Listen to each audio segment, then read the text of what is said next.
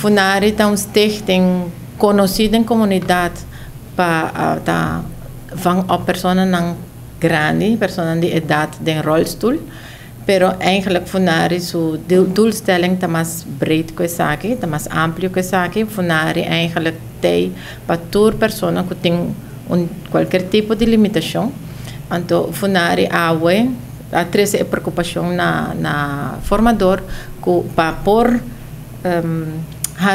trabalhar dirigir arriba e doelstelling de Funari, nós lo tem mester de hobby mais ajuda, hobby mais ondersteuning de governo e também de nossa comunidade.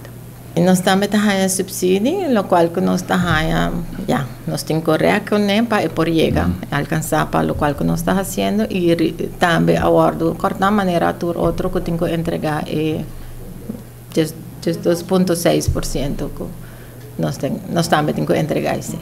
Casi jogando, purbando na reque, maneira que para por dar serviço, né?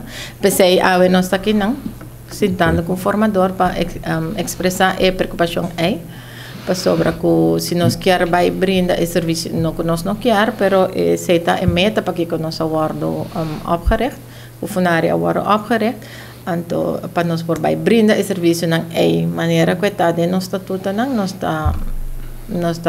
nos mester de mais sostém, tanto financeiro como de recurso, material, etc.